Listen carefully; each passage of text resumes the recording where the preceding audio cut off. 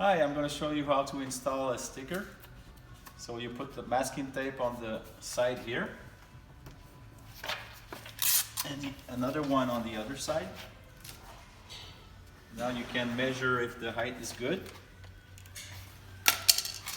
So you see, take the measure here and the other one here.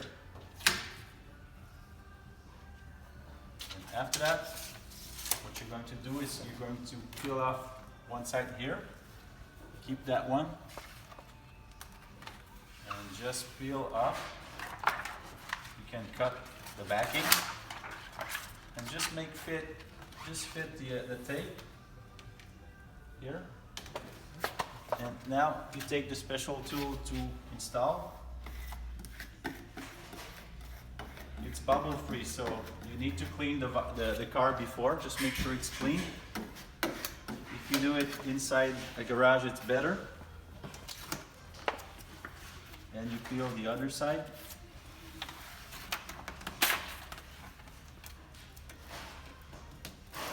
There you go. It's a bubble-free vinyl, so it's really easy to install.